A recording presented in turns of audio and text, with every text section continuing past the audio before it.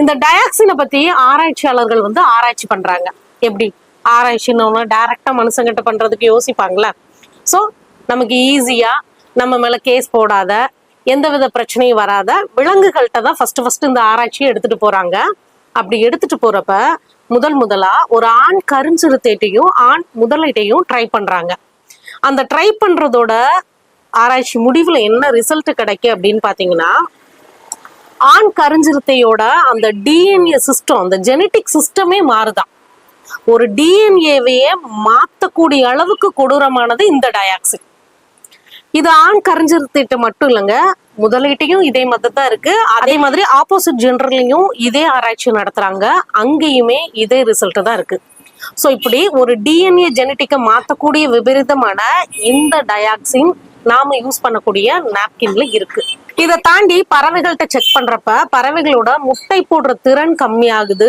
அதையும் மீறி அது போடுற முட்டைகள் பாத்தீங்கன்னா பலவீனமானதா இருக்கு. இப்போ கோழிகள் வளர்க்குறவங்க வீட்டுல நீங்க கோழி வளர்க்குறீங்க அப்படின்னா அவங்க இதை வந்து ஃபீல் பண்ணியிருப்பாங்க. சில முட்டை வந்து தோல் முட்டை, தொளி முட்டை அப்படின்னு சொல்லுவாங்க. அந்த ஓடு வந்து ஸ்ட்ராங்கா இருக்குது. ஏன்னா அந்த கோழியா இருக்கட்டும், அந்த பறவையா இருக்கட்டும், முட்டை போடும்போது அது தரையில பட்டு அது உடஞ்சிராத வண்ணம் அந்த ஓடோட திக்னஸ் ஸ்ட்ராங்கா இருக்கும். ஸோ இந்த தோல் முட்டை, தொளி முட்டை அப்படிங்கிறது பாத்தீங்கன்னா அந்த ஓடோட ஸ்ட்ரென்த் வந்து ரொம்ப கம்மியா இருக்கும்.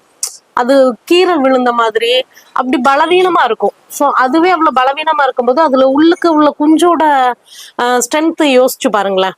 ஸோ அந்த மாதிரி இந்த பறவைகள் போடக்கூடிய முட்டையா இருக்கட்டும், அதோட இனப்பெருக்கமா இருக்கட்டும், ரொம்பவே ஒரு கேள்விக்குறியான விஷயமா இருந்துச்சு.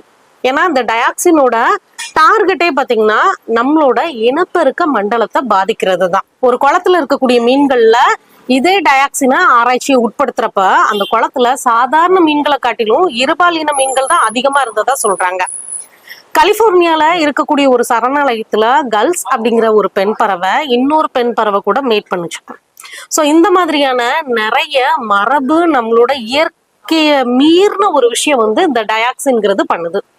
ஸோ இவ்வளோ விஷயம் பண்ணதுக்கு அப்புறம் அவங்க யோசிக்கிறாங்க, இதே டயாக்சினுக்கு மனுஷனை உட்படுத்தினா என்னென்ன பிரச்சனை வரும் அப்படின்னு சொல்லி. ஸோ அந்த டயாக்சின் தான் இன்னைக்கு நாம கடைகள்ல வாங்கிக்கூடிய கமர்ஷியலா நம்ம வாங்கி யூஸ் பண்ணக்கூடிய நாப்கின்ல இருக்கு.